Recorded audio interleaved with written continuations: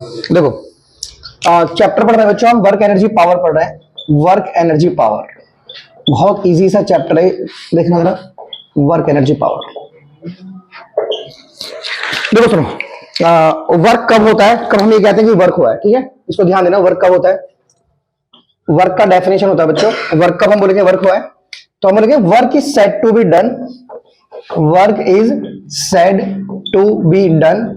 Work तब होता है इफ ए बॉडी मूव्स, अगर कोई बॉडी मूव करती है। If a body moves in the direction of applied force. If a body moves in the direction of applied force. If a body move in the direction of applied force. तो physics ये कहती है कि physics में work कब होता है, बढ़ जाओ।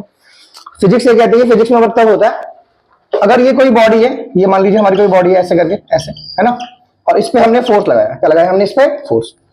तो हमारे फोर्स लगाने से ना, जैसे हमने इस पे फोर्स लगाया, तो हमारे अप्लाइड फोर्स की डायरेक्शन में ही जाना है इसको, इस बॉडी को यही जाना है, अप्लाइड फोर्स के डायरेक्शन में ही जाना है। जिस दिशा में हमने बल लगाया ना, उसी दिशा में जाना है इसको। जैसे मैंने इस तरफ फोर्स लगाया तो इसी दिशा में जाएगी, और ये इसका डिस्प्लेसमेंट हो गया। क्या हो गया, ये इसका डिस्प्लेसमेंट, ठीक है। तो वर्क का जो फॉर्मूला होता है ना, तो वर्क का फॉर्मूला होता है फोर्स इंटू डिस्प्लेसमेंट। वर्क का फॉर्मूला फोर्स, डॉट लगाना पड़ेगा यहाँ पे, फोर्स इंटू डिस्प्लेसमेंट। ऐसे डॉट का मतलब ये होता है यहाँ पे कि ये एक स्केलर क्वांटिटी होती है बच्चों। Work is a scalar quantity. Work is a scalar quantity. ये कैसे पता चल रहा है मुझे, इस डॉट से, क्योंकि वर्क जो होता है ना, फोर्स और डिस्प्लेसमेंट का डॉट प्रोडक्ट है, स्केलर प्रोडक्ट है। क्या है ये, स्केलर प्रोडक्ट। तो जब भी किन्हीं दो चीजों का डॉट होता है ना, तो वो दोनों वेक्टर होते हैं, यानी ये वेक्टर है और ये भी वेक्टर है। तो फोर्स क्या है बच्चों, force is a vector quantity. Force क्या है इसके अंदर, फोर्स एक वेक्टर क्वांटिटी है। फोर्स एक वेक्टर क्वांटिटी है, और यहाँ पे ये एस है, एस यहाँ पे डिस्प्लेसमेंट है, तो एस यहाँ पे है डिस्प्लेसमेंट, तो डिस्प्लेसमेंट भी एक वेक्टर क्वांटिटी है। डिस्प्लेसमेंट भी क्या है यहाँ पे, वेक्टर क्वांटिटी ही है। तो हमेशा याद रखिए, जब भी दो चीजों का डॉट होता है, वो दोनों वेक्टर होते हैं, और उनका आंसर जो होता है ये वाला, ये स्केलर होगा। क्या होगा, ये स्केलर। तो W हमारा क्या है बच्चों, W हमारा वर्क जो है ना, हमारा वर्क हमारा स्केलर क्वांटिटी है। कैसी क्वांटिटी है, स्केलर। तो वर्क का फॉर्मूला क्या होता है, F डॉट एस। वर्क का फॉर्मूला क्या होता है, F डॉट एस। F क्या है यहाँ पे, फोर्स, और S क्या है यहाँ पे, डिस्प्लेसमेंट। S क्या है यहाँ पे, डिस्प्लेसमेंट। तो force into displacement, that is work. तो देखो यहाँ पे इस डॉट को हटाओगे, वैसे 9th क्लास में हुआ, 9th क्लास में ट्रिग्नोमेट्रिक फंक्शन नहीं है, लेकिन फिर भी समझो, इस डॉट को हटाएंगे ना, हम कॉस लेते हैं, that is F S cos theta. F S cos theta, तो ये cos थीटा हो गया। थीटा पे डिपेंड करेगा वर्क कैसा होगा, थीटा पे, ट्रिग्नोमेट्रिक फंक्शन थीटा पे डिपेंड करेगा। और cos थीटा की डिफरेंट वैल्यूज होती है। जैसे cos अगर 90 हो तो उसे 0 कहते हैं, cos अगर 0 हो तो उसे 1 कहते हैं, एंड cos 180 हो तो उसे -1 कहते हैं। क्या कहते हैं उसे, माइनस। तो cos ट्रिग्नोमेट्रिक फंक्शंस है, थीटा चेंज होने से वर्क चेंज हो जाएगा। जैसे समझो बच्चों, जैसे मान लीजिए ये हमारे पास कोई बॉडी है ऐसे करके, ये कोई बॉडी है ना, इस पे मैंने कोई फोर्स लगाया, कोई ऑब्जेक्ट है, इस पे मैंने कोई फोर्स लगाया, और मेरे फोर्स लगाने से इसमें इसी दिशा में डिस्प्लेसमेंट हुआ है। ये बॉडी इसी दिशा में गई है जिस दिशा में हमने फोर्स लगाया है। तो ये नहीं सेम एरो हो गए, मतलब ये फोर्स और ये डिस्प्लेसमेंट ये सेम एरो हो गए। मतलब जिस दिशा में हमने बल लगाया ना, फोर्स इस दिशा में और डिस्प्लेसमेंट भी उसी दिशा में, तो हमारा थीटा 0 हो गया। थीटा क्या हो गया, 0। ध्यान रखिए इस चीज को, ठीक है। तो सेम एरो के बीच में कितना एंगल बन जाता है, 0 डिग्री। तो जिस दिशा में फोर्स है उसी दिशा में डिस्प्लेसमेंट है, तो थीटा 0 हो गया। तो थीटा 0 होने से हमारा वर्क कितना हो गया, तो वर्क हो गया हमारा, that is F S cos 0। तो cos 0 1 होता है, तो ये वर्क मैक्सिमम वर्क हो गया। Now this is your maximum work. ये मैक्सिमम वर्क है एफएस। ये क्या है, maximum work, that is FS, that is FS. अगर यूनिट वाइज देखोगे ना, तो इसका यूनिट होता है न्यूटन और इसका यूनिट होता है मीटर। तो न्यूटन मीटर, तो न्यूटन मीटर हमारा जूल होता है। न्यूटन मीटर क्या होता है हमारा, जूल। तो वर्क का एस यूनिट जूल होता है। क्या होता है, एस यूनिट क्या होता है वर्क का, जूल, ठीक है। तो जिस दिशा में हम बल लगाएंगे, अगर वस्तु हमारे लगाएंगे बल की दिशा में ही गति करेगी, तो वो वर्क सबसे ज्यादा होगा। वो वर्क कितना होगा, एफएस। क्या होगा, क्योंकि थीटा कितना हो जाएगा उस समय, 0। और इस वर्क को पॉजिटिव वर्क बोला गया है। क्या बोला गया इसको, पॉजिटिव वर्क। लेकिन मान लो ऐसा है कि जैसे ऑब्जेक्ट है ना, ये ऑब्जेक्ट है, मैं इस पे इस तरफ फोर्स लगाऊं, मेरा फोर्स तो इस तरफ है, लेकिन डिस्प्लेसमेंट इस पे इस दिशा में हो जाए, इस ऑब्जेक्ट पे डिस्प्लेसमेंट इस दिशा में हो जाए, इस दिशा में, तो ये अपोजिट एरो हो गए। मतलब ये फोर्स का एरो इस तरफ हो गया और डिस्प्लेसमेंट का एरो इस तरफ हो गया। तो अब थीटा हमारा 180 डिग्री हो गया। अपोजिट एरो के बीच में कितना एंगल बनता है, 180 डिग्री। कितना बनता है, हाँ। तो इस समय हमारा वर्क कितना हो गया, तो हमारा वर्क हो गया बच्चों, वर्क हो गया W बराबर एफ एस cos 180, इन cos 180 माइनस होता है, तो ये माइनस हम आगे ले लेंगे, तो ये वर्क हमारा नेगेटिव वर्क हो गया, और ये सबसे मिनिमम वर्क हमारा हो गया बच्चों। सो दिस इज मिनिमम वर्क। तो मिनिमम वर्क कितना होता है हमारा, W बराबर माइनस एफ एस। तो ये हमारा सबसे कम वर्क होता है, मिनिमम वर्क, ठीक है। तो ये वर्क कैसा है, पॉजिटिव, और ये वर्क कैसा है, नेगेटिव। अभी आपको दो तरह के वर्क समझ में आ गए, एक वर्क पॉजिटिव होता है और एक वर्क क्या होता है, नेगेटिव। तो पॉजिटिव वर्क के लिए कितना एंगल बनना चाहिए, जीरो। पॉजिटिव वर्क के लिए यहां पे फोकस रखो, ठीक है। पॉजिटिव वर्क के लिए कितना एंगल बनना चाहिए, एंड नेगेटिव वर्क के लिए 180। कितना बनना चाहिए, 180। एक कंडीशन और क्रिएट हो सकती है यहां पर कि मान लीजिए ये फोर्स हमारे पास ऐसे, ये जो बॉडी है मान लीजिए इस पे ना ऊपर की तरफ फोर्स लग रहा है, लेकिन ये चल मतलब डिस्प्लेसमेंट इसमें आगे की तरफ हो रहा है। मतलब ये कुछ ऐसा हो गया कि फोर्स ऊपर की तरफ और डिस्प्लेसमेंट आगे की तरफ। जैसे हमारे पास फोर्स है और ये डिस्प्लेसमेंट है, तो ये थीटा हमारा 90 डिग्री हो गया। क्या हो गया हमारा, 90 डिग्री, है ना। थीटा कितना हो गया हमारा, 90 डिग्री। तो थीटा 90 डिग्री होने से हमारा वर्क कितना हो गया, तो वर्क का फॉर्मूला हो जाएगा cos 90। cos 90 जीरो होता है तो वर्क हमारा जीरो हो जाएगा। वर्क क्या हो जाएगा हमारा, जीरो हो जाएगा। तो वर्क है ना कहीं ना कहीं एंगल पे डिपेंड करता है, एंगल कितना है, ठीक है। क्या एंगल क्या बन रहा है, क्या बन रहा है, एंगल, ठीक है बच्चों। तो देखो यहाँ पे एक चीज ध्यान दो, यहाँ पे फोर्स भी है और यहाँ पे डिस्प्लेसमेंट भी है, दोनों चीज है। अगर आपको ट्रिग्नोमेट्रिक फंक्शन नहीं पता होगा ना तो आप वर्क निकाल दोगे कुछ ना कुछ। आप बोलोगे सर फोर्स, यहाँ पे कोई फोर्स बताओ कितना है, मैंने बोला यहाँ पे फोर्स 10 न्यूटन है और यहाँ पे डिस्प्लेसमेंट 2 मीटर है, तो मल्टीप्लाई करके 20 निकाल दोगे। तो गलत हो गया ना, क्योंकि आपने एंगल पे ध्यान नहीं दिया। एंगल कितना है, 90। कितना है, 90। तो जब कभी भी एंगल 90 डिग्री बनेगा तो वर्क कितना हो जाएगा, जीरो। तो कितने तरह के वर्क होते हैं, 3 तरह के। कौन कौन से, पॉजिटिव, नेगेटिव और जीरो। कितने तरह के वर्क होते हैं बच्चों, 3 तरह के होते हैं। तो जो वर्क होता है ना हमारे, वर्क 3 तरह के होते हैं। पॉजिटिव, एक जीरो वर्क होता है ना, एक पॉजिटिव वर्क होता है और एक नेगेटिव वर्क होता है ना। तो ये वर्क हमारे 3 तरह के हो गए, पॉजिटिव, नेगेटिव और जीरो, ठीक है। और यहाँ पे हमारे ये एंगल है, तो यहाँ पे कितना एंगल बनेगा, जीरो के लिए कितना एंगल बनेगा, जीरो के एंगल बनेगा हमारे पास 90 डिग्री, है ना। और पॉजिटिव के लिए 0 डिग्री एंड नेगेटिव के लिए 180 डिग्री। ये बिल्कुल आप दिमाग में अच्छी तरह से याद रखिए कि कौन से एंगल पे कितना वर्क होता है। तो जीरो पे कितना वर्क होता है, प्लस एफ एस। कितना होता है, अगर एंगल जीरो है तो कितना एंगल वर्क होता है, प्लस एफ एस। यानी जो सबसे ज्यादा वर्क है, तो सबसे ज्यादा वर्क कौन सा होता है, प्लस एफ एस। सबसे कम वर्क माइनस एफ एस। किस एंगल पर, और जीरो वर्क किस एंगल पे होता है, 90 डिग्री पे। 90 डिग्री पे। जैसे कुलिका का काम बोलते हैं, कुलिका का काम जीरो कैसे हो गया, तो कुलिका फोर्स कहां लग रहा है, ऊपर की तरफ, चल वो आगे की तरफ रहा है। तो फोर्स और displacement, how much is the angle, 90 and the work is zero. Work के लिए दोनों चीज जरूरी है, फोर्स भी होना चाहिए और डिस्प्लेसमेंट भी होना चाहिए। जैसे आप इस दीवार में घुसे मारे जाओ तो दीवार में डिस्प्लेसमेंट नहीं हो रहा है, आपका फोर्स तो लग रहा है पर डिस्प्लेसमेंट नहीं है, तो वर्क जीरो हो गया। तो वर्क के लिए क्या चीज जरूरी है, फोर्स प्लस डिस्प्लेसमेंट, दोनों होना चाहिए। And you have to see the angle also, angle क्या बन रहा है उसमें ध्यान दीजिए, ठीक है। तो वर्क तब होता है, फिजिक्स ये कहती है कि वर्क तब होगा जब वस्तु लगाए गए बल की दिशा में ही जाएगी। If a body moves in the direction of applied force, तभी वर्क होगा, तभी वर्क क्या होगा, वर्क। लेकिन कभी कभार ऐसा होता है ना, जैसे मान लो कोई ट्रैफिक, मान लो कोई रेलगाड़ी हमारी तरफ आ रही है, ऐसे आ रही है, हम उस पर ऐसे फोर्स लगाएं तो ऐसे थोड़ा चल जाएगी वो, उसका डिस्प्लेसमेंट ऐसे है, मेरा फोर्स ऐसे है ना। उसका डिस्प्लेसमेंट कैसे, वो आगे की तरफ आ रही है आगे, और मेरा फोर्स कैसे, ऐसे। तो ये क्या वर्क हो गया, नेगेटिव। ये नेगेटिव वर्क हो गया। कैसे वर्क हो गया, नेगेटिव। समझ में आ गया ना। देखो नेगेटिव वर्क क्या है, जैसे मैंने तुम तैरते हो ना, तो मैंने लगाया फोर्स पीछे की तरफ और मैं गया आगे की तरफ, तो ये कैसा वर्क है, नेगेटिव। मतलब फोर्स पीछे, डिस्प्लेसमेंट आगे, फोर्स पीछे, डिस्प्लेसमेंट आगे, ठीक है बच्चों। तो जैसे हम जब हम जीना ऊपर चढ़ते हैं ना, तो हमारा डिस्प्लेसमेंट ऊपर की तरफ होता है जीना चढ़ते समय, लेकिन हल्का सा फोर्स पीछे की तरफ रखते हैं, ठीक है। तो ये कैसा वर्क हो गया, नेगेटिव। तो नेगेटिव वर्क कब होगा, जब डिस्प्लेसमेंट अप्लाइड फोर्स की विपरीत दिशा में होगा, अपोजिट दिशा में होगा, और दोनों सेम डायरेक्शन में होंगे ना, फोर्स भी उसी दिशा में एंड डिस्प्लेसमेंट भी उसी दिशा में, तो ये वर्क हो जाएगा पॉजिटिव। ये वर्क कैसा हो जाएगा, पॉजिटिव, ठीक है। ले लो आप, देख लो, ठीक है। जिस दिशा में हम बल लगाएं, वस्तु अगर उसी दिशा में जाएगी तो ये कैसा वर्क हो जाएगा, जिस दिशा में हम फोर्स लगाएं और वस्तु हमारे लगाए गए फोर्स की दिशा में ही जाए तो कैसा वर्क हो जाएगा, पॉजिटिव। और लगाए गए फोर्स की अपोजिट डायरेक्शन में चली गई तो नेगेटिव। कितना हो जाएगा, नेगेटिव। कर लोगे तो कितने तरह का वर्क हुआ, 3 तरह का। तो वर्क का डेफिनेशन क्या होता है, work is said to be done if a body moves in the direction of applied force. तो ये पॉजिटिव वर्क का भी ये डेफिनेशन है। अभी आपको पॉजिटिव वर्क को डिफाइन करो तो लिख देना, work is said to be positive, work is said to be if a body moves in the direction of applied force. अब नेगेटिव का क्या लिखोगे, work is said to be negative if a body moves in the direction opposite to that of the applied force, opposite to that of the applied force. तो कितने तरह के work हो गए बच्चों, कौन कौन से, हाँ ओके। बच्चों देखो W का जो हमारा फॉर्मूला आया था, W हमारा फॉर्मूला आया था, W बराबर FS आया था। W का फॉर्मूला हमारा ये आया था, W बराबर FS, W बराबर FS, ठीक है। यहाँ पे cos थीटा भी था, दैट इज cos थीटा। तो थीटा हम समझ गए उसका एंगल, ठीक है। अब यहाँ पे क्वेश्चन जरूर पेपर में पूछते हैं आपसे, डिफाइन 1 जूल। ये बहुत इंपॉर्टेंट क्वेश्चन 9th क्लास में जरूर पूछते हैं वाला क्वेश्चन, हर प्राइवेट स्कूल में भी, गवर्नमेंट में भी। Define 1 joule. तो किसी चीज को डिफाइन करना हो ना, जैसे आपको इसको 1 जूल को डिफाइन करना है, तो इसको 1 जूल ले लो और इसको ले लो 1 न्यूटन और इसको ले लो 1 मीटर, ऐसे सबको 1 ले लो, सबको क्या ले लो, 1। अगर हमको 1 जूल को डिफाइन करना है तो सबको क्या ले लेंगे हम, 1 ले लीजिए, सबको क्या लीजिए 1। बोलो बच्चों, तो हम लिखेंगे इसको ऐसे कि देखो सिंपल सी बात है, कोई हमारे पास ऑब्जेक्ट है, ठीक है, मैंने उस पर फोर्स लगाया, लेकिन कितना लगाना है, 1 न्यूटन। कितना लगाना है, तो 1 न्यूटन फोर्स इज 1 न्यूटन। तो किसी ऑब्जेक्ट पे अगर मैं 1 न्यूटन का फोर्स लगाऊं और मेरे फोर्स लगाने से उसमें डिस्प्लेसमेंट 1 मीटर प्रोड्यूस हो, तो हमने उस पर वर्क कितना करा है? 1 जूल। वर्क 1 जूल कब होगा? जब हम किसी ऑब्जेक्ट पे हम फोर्स लगाएंगे इतना 1 न्यूटन। कितना? 1 न्यूटन। सबको 1 बोला। किसी ऑब्जेक्ट पे 1 न्यूटन फोर्स लगा के उस ऑब्जेक्ट में अगर 1 मीटर का डिस्प्लेसमेंट प्रोड्यूस हुआ, तो हमने उस पर 1 जूल वर्क करा। कितना वर्क करा? 1 जूल। ठीक है बच्चों, किसी ऑब्जेक्ट पे हमने 1 न्यूटन का फोर्स लगाया और उसमें डिस्प्लेसमेंट कितना हुआ? 1 मीटर।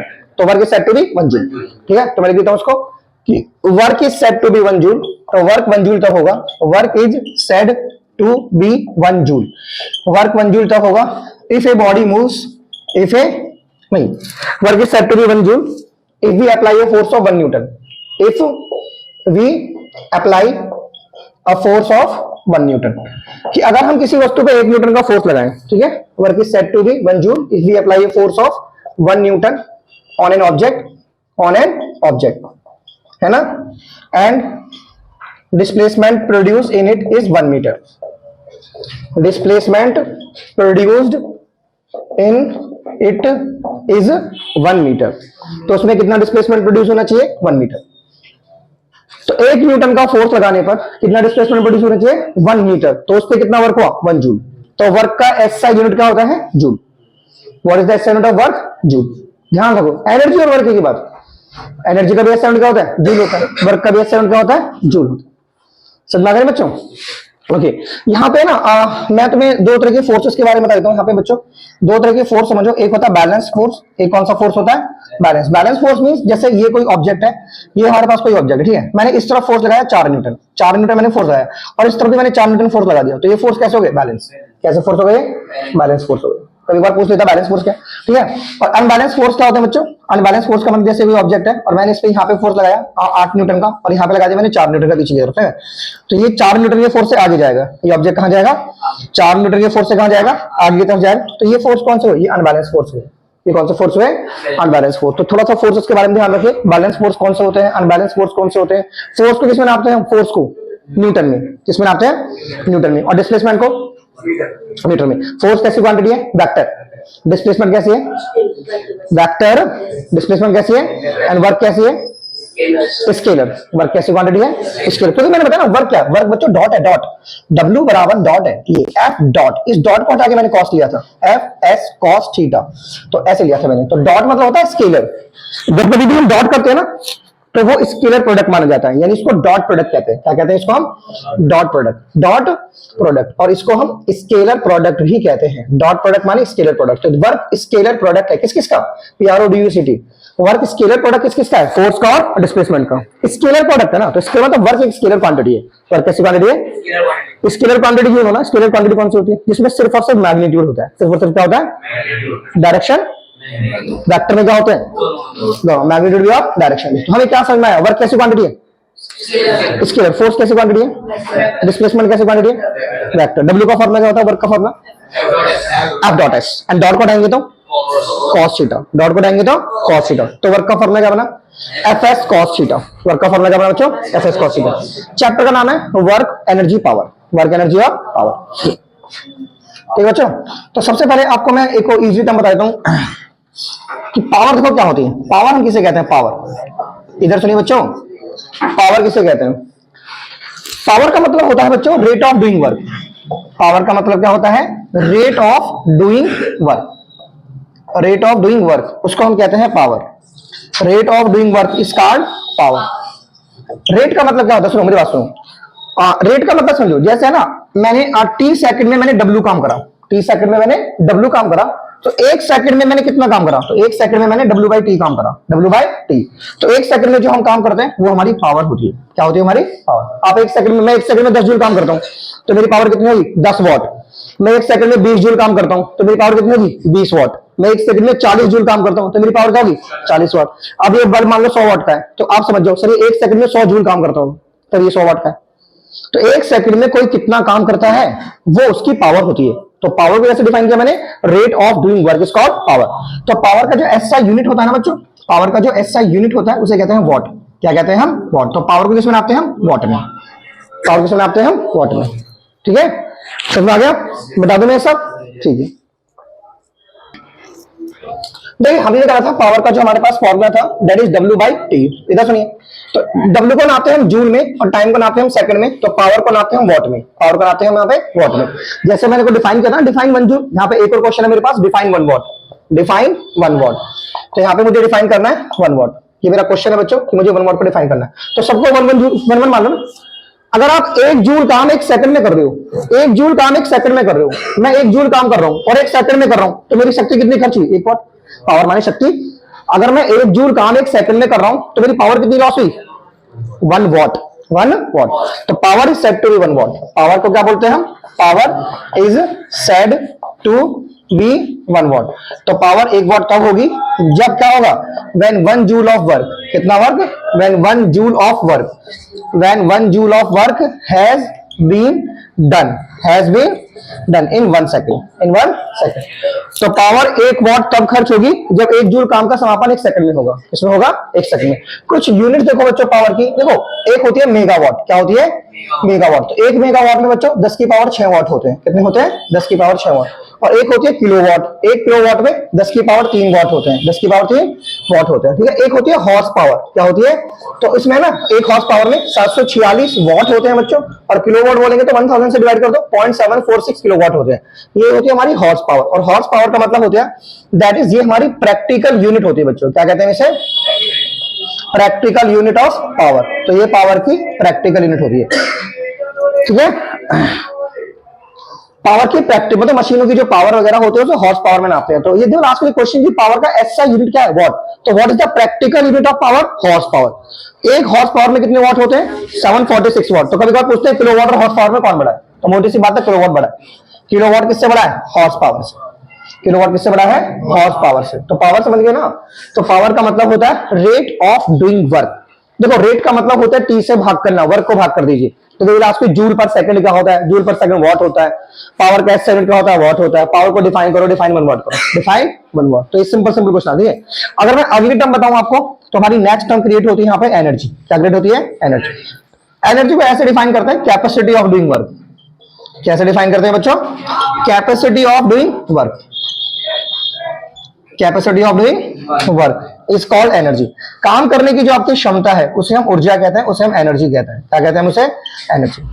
ठीक है। एक आइंस्टीन का रिलेशन है एनर्जी से बहुत अच्छा, E बराबर mc²। ये आइंस्टीन की एक आइंस्टीन ने इक्वेशन दिया था, ये अल्बर्ट आइंस्टीन जो ग्रेट साइंटिस्ट, उन्होंने इक्वेशन दिया E बराबर mc²। तो यहां से एनर्जी का मतलब होता है mass into velocity square, mass into velocity square. तो ये थोड़ा समझो कि हर चीज मतलब मास जिसके पास है उसके पास एनर्जी होती है। क्या होती है उसके पास? एनर्जी।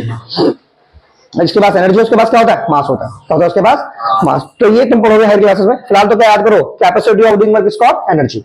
ये वाला फॉर्मूला नहीं है आपके सिलेबस में। ठीक है बच्चों, ये थोड़ा ध्यान रखना। ये बहुत बड़ी इक्वेशन देखते होंगे तुम पिक्चर्स वगैरह में, E बराबर mc²। इसकी कोई तो हाथ में लिखवा देता है E बराबर mc²। तो रिलेशन किसने दिया? आइंस्टीन ने। एनर्जी और मास का रिलेशन, एनर्जी और मास का रिलेशन दिया। ठीक है। तो हमें पढ़ना है capacity of doing work is called energy. और 2 एनर्जी हमें पढ़नी है, काइनेटिक एनर्जी और पोटेंशियल एनर्जी। काइनेटिक एनर्जी और पोटेंशियल एनर्जी। ओके। देखो रेट ऑफ डूइंग वर्क जो, देखो आप 1 सेकंड में कितना काम कर रहे हो वो आपकी पावर है। क्या है? आपकी पावर है। समझो दिन भर में जो काम कर रहे हैं वो हम किससे कर रहे हैं? एनर्जी से। तो हमारी एनर्जी है। तो काम करने की जो क्षमता है वो क्या है? एनर्जी। और जो दर है, जो रेट है उसका, वो पावर है। जो रेट है वो पावर है, जो कैपेसिटी है वो एनर्जी है। तो क्या है? एनर्जी। ओके बच्चों, अब एनर्जी को डिफाइन करेंगे हम। एनर्जी सबसे पहले काइनेटिक एनर्जी ले लेते हैं। कौन सी energy? Kinetic energy. Kinetic energy. Kinetic समझते हो ना, गति, motion. Kinetic energy, the energy possessed by the body, the energy possessed, POSSESSED, the energy possessed by the body। किसी भी बॉडी में एनर्जी होती है by virtue, by the body, by virtue of its motion, by virtue of its motion, by virtue of its motion is called kinetic energy, is called बच्चों kinetic energy। तो किसी भी वस्तु में ना उसके मोशन की वजह से, अगर किसी चीज में मोशन होगा ना, मोशन मोशन मोशन, तो उसमें काइनेटिक एनर्जी होगी। जैसे बंदूक की गोली हमारी जान को ले लेती है क्योंकि उसमें वेलोसिटी होती है, तो वेलोसिटी से उसमें एक एनर्जी होती है, वो एनर्जी हमारे अंदर घुस के मार देती है। तो किसी भी चीज में क्या होगी? अगर वेलोसिटी होगी, मोशन होगा, तो उसमें एक एनर्जी होगी। क्या होगी? एक एनर्जी। देखो जो बॉलर बॉल फेंकता है ना, तो पीछे से भाग के क्यों आता है? एक एनर्जी क्रिएट करता है अपने अंदर भागने से। तो भागने से उसके पास एक एनर्जी आ जाती है, काइनेटिक एनर्जी, जिससे वो बॉल को फेंक देता है। तो समझना, तो मोशन की वजह से क्या होती है? एनर्जी। तो जो एनर्जी मोशन की वजह से उसे क्या कहते हैं? काइनेटिक। ये लास्ट में क्वेश्चन कि वो फिलअप में पूछते हैं छोटी क्लासेस में, the energy produced by the body by dash of its, by dash is called kinetic energy. तो डैश में क्या भरना है? मोशन। क्या भरना है? हाँ, मोशन। तो किसी भी वस्तु में उसके मोशन की वजह से एक एनर्जी है, उसके चलने के कारण एक एनर्जी, उसे क्या कहते हैं? Kinetic energy. क्या कहते हैं उसे? Kinetic energy. श्योर बच्चों? समझ गए? कर लोगे? बहुत सिंपल है ना? ठीक है, करो बच्चों। अब निकालेंगे हम फॉर्मूला, एक फॉर्मूला निकालेंगे काइनेटिक एनर्जी के फॉर्मूले को कैसे ड्राइव किया गया, और ये आपके एग्जाम में आपसे पूछ सकते हैं। Formula for the kinetic energy, formula derivation समझ सकते हैं इसका हम, फॉर्मूला ऑफ काइनेटिक एनर्जी। क्या है इसका फॉर्मूला, कैसे निकालेंगे? ठीक है, समझिए, ट्राई टू अंडरस्टैंड। आप बोलिए कि ये कोई ऑब्जेक्ट है, ये हमारे पास कोई ऑब्जेक्ट है, ऐसे करके ऑब्जेक्ट है, ठीक है, और इसका जो मास है ना, इस ऑब्जेक्ट का जो मास है वो m है। ऑब्जेक्ट का मास क्या है? m है। अब इसमें ना मैंने फोर्स लगाया, और मेरे फोर्स लगाने से इसमें डिस्प्लेसमेंट m प्रोड्यूस हुआ। कितना प्रोड्यूस हुआ? m। तो ये जो ऑब्जेक्ट है हमारा m मास का, तो इसमें कितना डिस्प्लेसमेंट प्रोड्यूस हुआ? s। ठीक है, हमने क्या लगाया? फोर्स। हमने क्या लगाया? फोर्स। एक बात ध्यान रखिए, इनिशियली रेस्ट में था, तो इसके पास इनिशियल वेलोसिटी क्या थी? 0। क्या थी? 0। इनिशियली किसमें था? ये रेस्ट में। ये कोई ऑब्जेक्ट है, इनिशियली रेस्ट में था, तो इसके बाद जो इनिशियल वेलोसिटी हो गया थी 0। मैंने एक फोर्स लगाया m मास के ऑब्जेक्ट पे, तो मैंने फोर्स लगाने से m मास के ऑब्जेक्ट पे एक ये वाला मैंने फोर्स लगाया, F बराबर m में। ये बात कौन कर रहा है? F बराबर m में, F बराबर तो क्या लगाया हमने? फोर्स। बोल बच्चों, क्या लगाया हमने? फोर्स। फोर्स कितना लगा? m इंटू ए। तो देखो फोर्स लगाने से इसमें वर्क कितना हुआ? F डॉट s, डॉट को हटा के क्या लेंगे? cos theta. क्या लेंगे? और यहाँ पे थीटा तो 0 है, क्योंकि जिस दिशा में हमने बल लगाया उसी दिशा में ही है ना, तो Fs, तो W आ गया Fs। सो W, F की वैल्यू क्या होगी? m इंटू ए इंटू एस। अरे F की वैल्यू m यहां पर कर दो, ये क्या हो गया? W। ये क्या हो गया? W। बट आपने एक बात सोची कि मैंने इसको इनिशियल वेलोसिटी को 0 बोला, तो यूज कहां करा? देखो यूज यहां पे करो, v square minus u square बराबर 2as। यहां पे 0 पुट कर दो, तो v स्क्वायर माइनस 0 स्क्वायर बराबर 2as। तो ये कितना आ गया? v स्क्वायर बराबर 2as, है ना। और यहां से बच्चों आप a की वैल्यू निकालो, तो a की वैल्यू क्या आ गई? v square by 2s। v square by 2s। अब ये a की वैल्यू आप यहां पर कर दो, ठीक है, क्योंकि हमारा w क्या था? तो w हमारे पास था बच्चों m into a into s। Put this value है, so this is m into में v स्क्वायर अपॉन में 2s, और इंटू में s से s काट दो। Now the formula is half of m v square. Now that is w। Now that will become kinetic energy. So kinetic energy का formula क्या हो गया? Half of m v square. Half of m v square. देखो किसी वस्तु, जो कोई वस्तु रेस्ट में थी, पहले वस्तु रेस्ट में थी, और मैंने इसको चलाने के लिए इस पे वर्क करा। मैंने चलाने के लिए क्या करा? वर्क। तो मेरे द्वारा किया गया काम इस वस्तु की काइनेटिक एनर्जी बन गई। इसके अंदर कोई वस्तु रेस्ट में है, ठीक है, आप उसे चलाने के लिए उस पर वर्क करो, तो आपने जितना वर्क करा उसको चलाने के लिए, वही उसकी काइनेटिक एनर्जी है। वही क्या है उसकी काइनेटिक। इसका उल्टा भी सही है। अगर कोई वस्तु चल रही है मोशन में, आप उसे रोको, तो रोकने के लिए जो आप वर्क करोगे वो उसकी काइनेटिक एनर्जी बन जाएगी। क्या बन जाएगी? Kinetic energy. जैसे कोई वस्तु चल रही थी, उसके पास काइनेटिक एनर्जी 10। क्या थी? 10। अब मैं उसे रोकूंगा तो मैं वर्क करूंगा ना, तो मैं कितना वर्क करूंगा? -10, क्योंकि उसके पास क्या था? 10। मैंने दिया -10, तो क्या हो गया आंसर? 0। या रुक गई वो। समझना? तो रोकने के लिए जब भी वर्क करोगे माइनस में ही आएगा। किसमें आएगा? माइनस में। और चलाने के लिए करोगे तो 10 में। समझ आ गया बच्चों? समझ आ गया? देखिए, ट्राई टू अंडरस्टैंड कि ये जो हमारी काइनेटिक, अच्छा, काइनेटिक एनर्जी कभी नेगेटिव नहीं हो सकती है। काइनेटिक एनर्जी कभी नेगेटिव नहीं हो सकती है। समझो, ट्राई टू अंडरस्टैंड, क्योंकि यहाँ पे ये क्या है? मास, और ये क्या है? वेलोसिटी। मास कभी नेगेटिव नहीं होता, वेलोसिटी नेगेटिव हो सकती है, क्योंकि वो स्केलर क्वांटिटी है, सॉरी वेक्टर क्वांटिटी है। वेलोसिटी वेक्टर है तो नेगेटिव हो सकती है, पर ये स्क्वायर है, और नेगेटिव में स्क्वायर भी क्या हो जाता है? प्लस। क्या हो जाता है? प्लस। तो काइनेटिक एनर्जी कभी भी नेगेटिव नहीं हो सकती। समझा गया?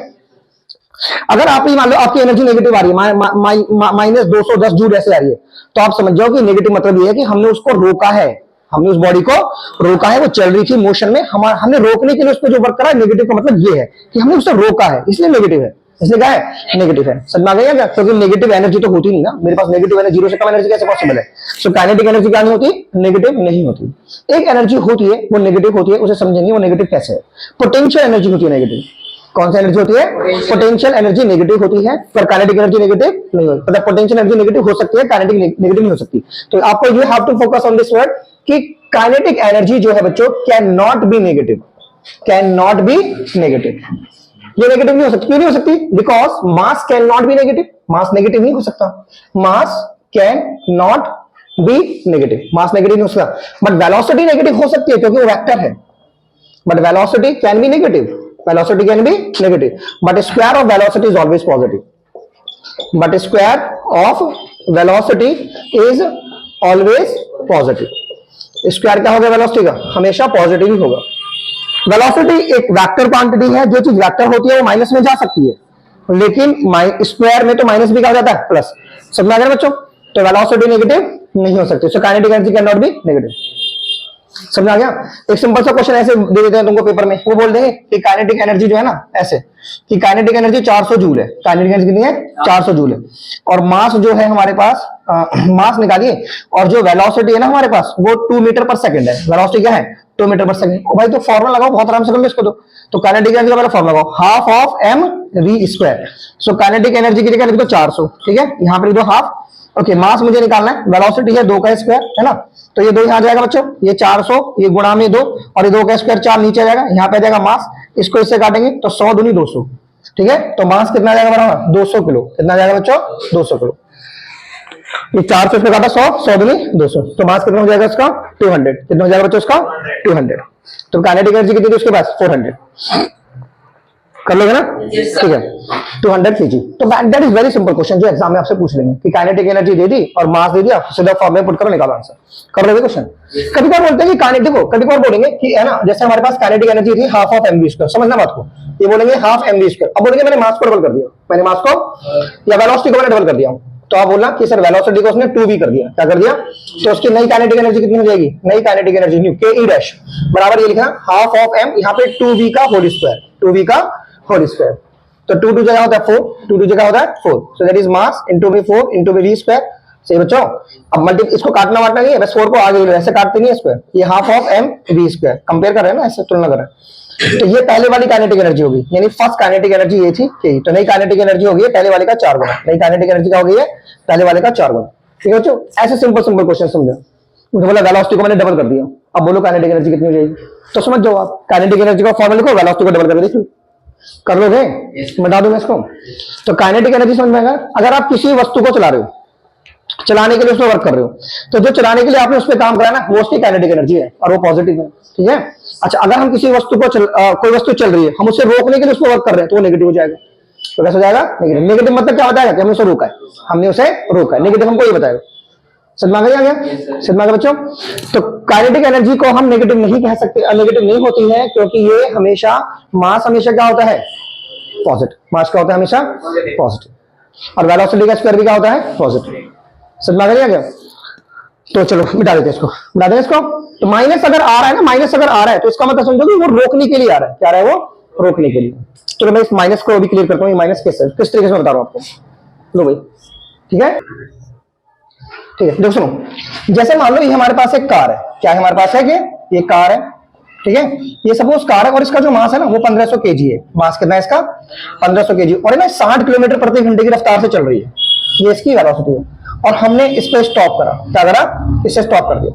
तो कितना वर्क हमने करा इसके ऊपर, कितना वर्क हमने इसके ऊपर करा। ठीक है, ऐसे क्वेश्चंस तुम्हारे एग्जाम में आते हैं कि एक कार है, उसका मास है 1500 केजी, और वो 60 किलोमीटर प्रति घंटे की रफ्तार से चल रही है, तो हमने उसे रोक दिया है। रोकने का मतलब बहुत क्लियर होता है बच्चों, सॉल्यूशन देखो इसका, तो कितना वर्क करा हमने उसके ऊपर।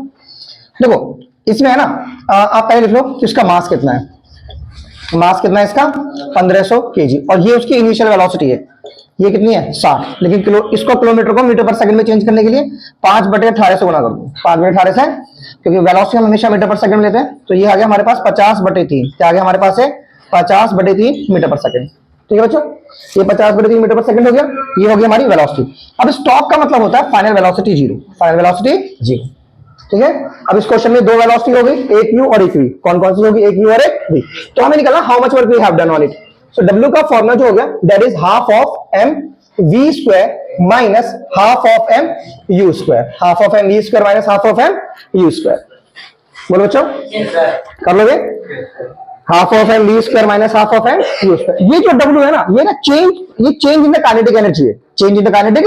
हाँ, तो मैं इसकी बात करूं, change in the kinetic energy, ये नेगेटिव हो सकता है, ये क्या हो सकता है, नेगेटिव है, ये नेगेटिव हो सकता है, लेकिन जब इनको सॉल्व करोगे ना, इनको, ये कभी नेगेटिव नहीं होंगी, बट इनका change can be negative, change can be negative.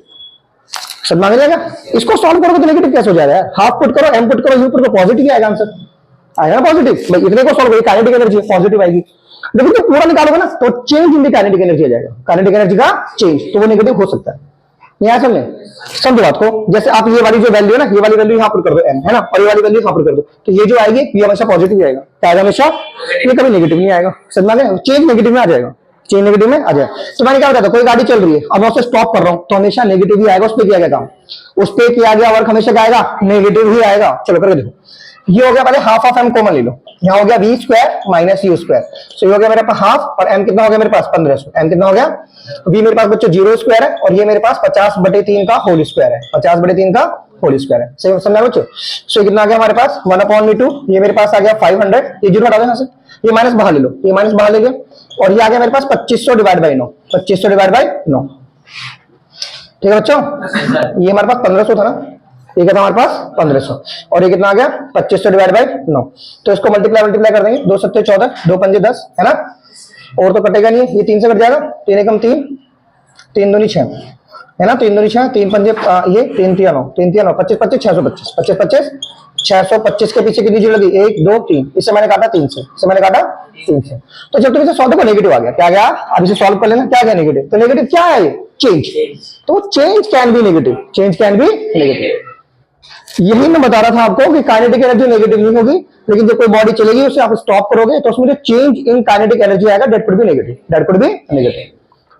सब में आगे बच्चों ये क्वेश्चन कर लेना, एग्जाम में आ जाता है क्वेश्चन कि ये गाड़ी है, उसका मास है 1500 kg है ना, वो 60 किलोमीटर प्रति घंटे की रफ्तार से चल रही थी, फिर हमने उसे रोका, तो रोकने के लिए हमने उस पर कुछ वर्क करा, तो वर्क कितना होगा, तो वर्क कितना होगा, change produce in the kinetic energy, change produce in the change in the kinetic energy, वो वर्क डन होगा, क्या होगा वो। और चूंकि आप स्टॉप कर रहे हो तो आप ध्यान देना माइनस में ही आएगा, इसमें आएगा माइनस में, तो माइनस लगाना हो तो आंसर प्लस में लिख देना, माइनस हटा के किस में लिख देना, प्लस में, ठीक है, समझ में आ गया। तो जब भी किसी गाड़ी को हम रोकेंगे तो हमारा आंसर किसमें आएगा, माइनस में, ठीक है, तो ये नॉलेज रखना भी, ठीक है बच्चों, कर लेंगे। एक और क्वेश्चन बता दो मैं आपको इसका, अब मिटाना मत रहने दो, रुक जाओ, और सुनो, जैसे एक और बच्चों एक और क्वेश्चन देखिए, काइनेटिक एनर्जी वाला क्वेश्चन, बहुत इजी क्वेश्चन है बच्चों। जैसे मान लो मेरे पास एक ऑब्जेक्ट है, मेरे पास एक ऑब्जेक्ट है, ऐसे करके मेरे पास ऑब्जेक्ट है बच्चों, और इसका जो मास है वो 20 किलो है, कितना मास है इसका, 20 किलो, और मैं इस पे कितना वर्क करूं, मैं इस पे कितना वर्क करूं कि जो इसकी वेलोसिटी है ना वो 2 से 5 हो जाए, 2 से क्या हो जाए, 5 मीटर पर सेकंड हो जाए, है ना, 2 से कितने हो जाए, 5 मीटर पर सेकंड, यानी 2 मीटर पर सेकंड से कितनी हो जाए इसकी वेलोसिटी, 5। समझ में आया, ये कोई ऑब्जेक्ट है, इसका मास है 20 किलोग्राम, कितना मास है 20, मैं इस पे कितना वर्क करूं, कितना मैं इस पे काम करूं कि इसकी वेलोसिटी इतने से इतनी हो जाए।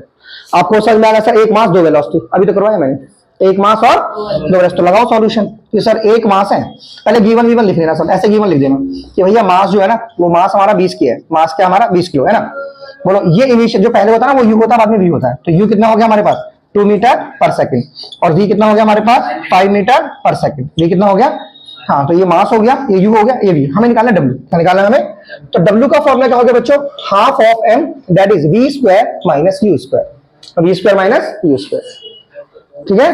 तो यहाँ वेलोसिटी घट रही है बढ़ रही है, बढ़ रही है, तो ये आंसर प्लस में आएगा हमेशा, इसमें आएगा प्लस में, तो निकाल लीजिए answer. So that is half of m, m कितना है 20, वी कितना है बच्चों, वी हो गया इसमें 5 का स्क्वायर, और यू कितना हो गया 2 का स्क्वायर।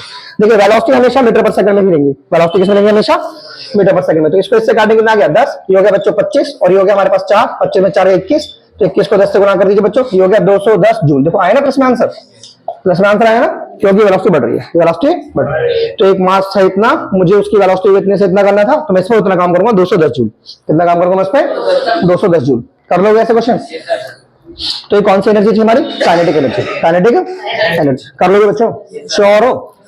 ओके, दोनों क्वेश्चंस मैंने करवाए हैं, इंपोर्टेंट क्वेश्चन है बच्चों। एक और क्वेश्चन, अब एक और एनर्जी देखिए जल्दी से, पोटेंशियल एनर्जी, कौन सी energy, potential energy, potential energy है ना, पोटेंशियल, तो the energy possessed by the body, the energy possessed by the body, the energy possessed by the body by virtue of its position, sorry motion, नहीं potential position आएगा, by virtue of its position आएगा बच्चों, by virtue of its position, उसकी स्थिति के कारण, is called by virtue of its position is called it's potential energy, is called its energy है ना, यूनिट तो जूल ही होगी, यूनिट क्या होगी इसके जूल, क्योंकि एनर्जी है, एस यूनिट क्या होगा बच्चों, जूल ही होगा, एनर्जी कोई सी भी हो, एनर्जी लिखा होना चाहिए पीछे, तो यूनिट क्या होगा उसका, जूल होगा।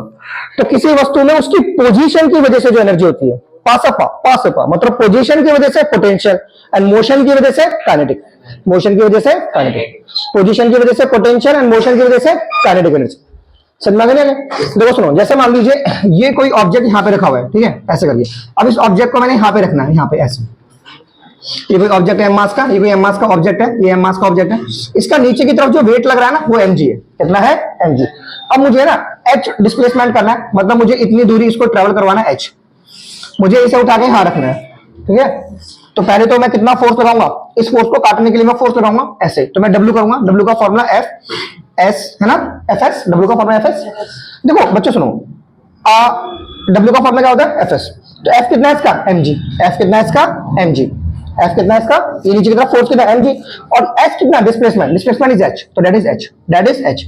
तो that is w and w become potential energy, potential energy, ठीक है। मतलब अगर ये ऑब्जेक्ट यहाँ पे रखा हुआ है तो उसके पास एक एनर्जी है, कौन सी? mg है। जैसे ये फोन मेरा यहाँ पे रखा हुआ है ना, ये फोन यहाँ पे रखा हुआ है, तो इस फोन के पास अभी कौन सी एनर्जी है? Potential energy. कौन सी एनर्जी है? तो किसी भी वस्तु में उसकी पोजीशन की वजह से एक एनर्जी होती है, तो उसे क्या कहते हैं? पोटेंशियल। लेकिन ध्यान रखना ये नेगेटिव हो सकती है, it can be negative, it can be negative, ठीक है, क्योंकि ये तो नेगेटिव नहीं होगा पर ये नेगेटिव हो जाएगा। ग्रेविटेशन में पढ़ा था ना, ऊपर फेंकते हैं तो जी माइनस का हो जाता है, तो माइनस का ऊपर करोगे तो नेगेटिव हो जाएगा। तो out of kinetic and potential which could be negative, which can be negative, बोलो। काइनेटिक और पोटेंशियल में से कौन नेगेटिव हो सकती है? पोटेंशियल। कौन नेगेटिव हो सकती है? पोटेंशियल। तो पोटेंशियल एनर्जी का फॉर्मूला क्या हुआ? mgh। पोटेंशियल एनर्जी का फॉर्मूला, पोटेंशियल एनर्जी का फॉर्मूला, और काइनेटिक एनर्जी का formula half mv square. Kinetic energy का फॉर्मूला हाफ mv स्क्वायर। बता दूं मैं सब? अभी नहीं बता, ठीक है, ये बोल समझा के बच्चों। सो काइनेटिक एनर्जी का फॉर्मूला क्या होता है? Half mv square. And potential energy का, पोटेंशियल किसकी वजह से? किसकी वजह से एनर्जी है उसके पास? हाँ, पोजीशन की वजह से। एंड काइनेटिक मोशन की वजह से। काइनेटिक किसकी वजह से बच्चों? मोशन की वजह से। तो पोटेंशियल एनर्जी का सिंपल क्वेश्चन बनना आना चाहिए आपको, बस वो सिंपल बोलेगा पोटेंशियल एनर्जी इतनी है और हमारा हाइट पूछ लेगा, मास पूछ लेगा। बहुत सिंपल सिंपल से क्वेश्चन है। जैसे वो बोलेगा भैया जो पोटेंशियल एनर्जी है ना वो हमारी 410 जूल है। कितनी है? 410 जूल। और जो हमारा मास है ना, मास हमारा मान लो 41 kg है, तो भैया हाइट क्या होगी? क्या होगी? हाइट। और जी की वैल्यू दे देंगे आपको 10 मीटर पर सेकंड स्क्वायर, ऐसे जी की वैल्यू दी। तो लगाओ फॉर्मूला बहुत सिंपल कि पोटेंशियल एनर्जी का पहले फॉर्मूला लगा दो mgh। पोटेंशियल एनर्जी की जगह पोटेंशियल लिख दो, मास की जगह मास लिख दो, इसकी जगह जी लिख दो, इसकी जगह h लिख दो। अब इसको इससे ये नीचे आ जाएगा सारा, है ना, ये सब नीचे, तो ये h आ जाएगा बच्चों। इसको इससे काटेंगे, 0 से 0 काटो, इसको इससे काटो, तो h की वैल्यू क्या आ गई बच्चों? 1 मीटर। कितनी आ गई h की वैल्यू? 1 मीटर। तो that is very simple question to do, ठीक है बच्चों, कर लोगे? कर लोगे ना। एक एनर्जी की ना पीछे कॉमर्शियल यूनिट है गई थी आपकी, ये पेपर में आता है आपका कि एनर्जी की कॉमर्शियल यूनिट कौन सी होती है? एनर्जी की कॉमर्शियल यूनिट। देखो एनर्जी की यूनिट देखो, समझो, जैसे पावर का एस यूनिट वॉट होता है ना, पावर का एस यूनिट क्या होता है? What, what, what. ऐसी पावर का प्रैक्टिकल यूनिट क्या होता है? Horse power. हॉर्स पावर होता है क्या होता है? ऐसी एनर्जी की यूनिट होती है कॉमर्शियल यूनिट। कौन सी यूनिट? कॉमर्शियल। तो बच्चों एनर्जी की जो कॉमर्शियल यूनिट है क्या होती है? Kilowatt hour. तो पहले स्मॉल के लिखेंगे, कैपिटल W लिखेंगे एंड स्मॉल h लिखेंगे, तो 1 किलोवाट आवर, 1 किलोवाट आवर, ठीक है। तो इसमें इतने जूल होते हैं, 3.6 इंटू में 10 की पावर 6 जूल, तो 1 किलोवाट आवर में इतने जूल होते हैं। If I ask you energy की कॉमर्शियल यूनिट कौन सी है, तो आंसर है 1 किलोवाट आवर। और 1 किलोवाट आवर मतलब 1 यूनिट, तो इसको यूनिट भी कहते हैं। तो एक यूनिट में इतने ही जूल होते हैं, ठीक है बच्चों। किलोवाट आवर का मतलब समझ लो, अगर 1 किलो की कोई चीज है, ठीक है, वो 1 घंटे चल गई, ठीक है, मतलब किसी 1 किलोवाट 1 किलोवाट आवर का मतलब क्या है कि हमारी कोई जो है ना इंस्ट्रूमेंट है या कोई डिवाइस है उसकी पावर 1 किलोवाट है, ठीक है, और वो 1 घंटे चल गई, ठीक है, तो कितनी बिजली खा जाएगी? 1 यूनिट। जैसे मान लो एक एसी है, ये 1 किलोवाट का है, 1 किलोवाट का है, तो 1 घंटे में 1 यूनिट खाएगा, 1 घंटे में 1 यूनिट। तो किलोवाट आवर किसकी यूनिट है? एनर्जी की कमर्शियल यूनिट, एनर्जी की कमर्शियल यूनिट, ठीक है। किलोवाट है तो बिजली के बिल पे हमेशा किलोवाट आवर लिखा आता है, क्या था? किलोवाट आवर, ठीक है, कमर्शियल यूनिट है, कमर्शियल। तो देखो पेपर में क्वेश्चन कैसे आएगा? कन्वर्ट, ऐसे आता है पेपर में क्वेश्चन, कन्वर्ट 250 यूनिट, इनको ये जो यूनिट है ना इसको जूल में कन्वर्ट कर दो। किसमें कन्वर्ट कर दो? जूल में, ऐसे इस यूनिट को जूल में कन्वर्ट करो। तो करो यार, बहुत इजी है। आप लिखो कि सर 1 यूनिट में इतने जूल होते हैं, है ना, 3.6, तो 250 यूनिट में कितने होंगे? मल्टीप्लाई, है ना, 250 यूनिट में 250 से क्या कर दो इसका? मल्टीप्लाई, है ना बच्चों। तो यहां से पॉइंट हटा के 0, 0 से 0 काटो, 25 छिक्के 150 की 0, हाथ से लगे 15, 25 से 75 और 15 900 बच्चों, 10 की पावर 6, 2 0 इसमें प्लस कर दो, 9 इंटू में 10 की पावर 8 जूल हो गया। Very very simple question to do, कर लोगे?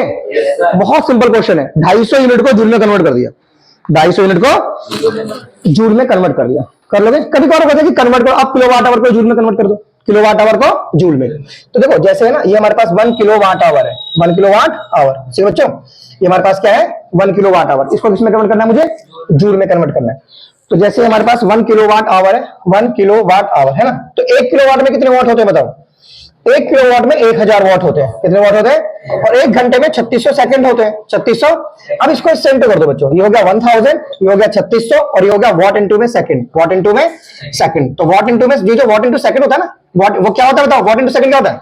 और देखो पावर का फॉर्मूला था W/T ना, तो ये हो गया वॉट, ये हो गया जूल, ये हो गया सेकंड। तो वॉट इनटू सेकंड क्या होगा बताओ? वॉट इनटू सेकंड क्या होगा बताओ? वॉट इनटू सेकंड हो गया जूल। क्या हो गया? देखो वॉट इनटू सेकंड जूल हो गया। क्या हो गया? जूल। तो ये वॉट इनटू सेकंड क्या बन गया? जूल। क्या बन गया? ये जूल बन गया। वॉट इनटू सेकंड क्या बन गया? जूल। तो यहाँ पे जूल लिख दो, ये 1000 लिखो और यहाँ पे 3600 लिखो और यहाँ पे जूल लिख दो। क्या लिख दो यहाँ पर? जूल। अब इसको इससे मल्टीप्लाई कर दो, ये 3 जीरो एरी 2 जीरो एरी 10 की पावर 5, ये जूल हो गया बच्चों। अब एक पॉइंट यहाँ लगा के पावर प्लस कर दो, 3.6 इंटू में 10 की पावर 6, ये जूल हो गया बच्चों। तो 1 किलोवाट आवर में इतने जूल होते हैं, 3.6 इंटू 10 की power 6 joule. And kilowatt hour किसकी यूनिट होती है? एनर्जी की कॉमर्शियल यूनिट। एनर्जी की commercial unit kilowatt hour, kilowatt hour. ठीक है।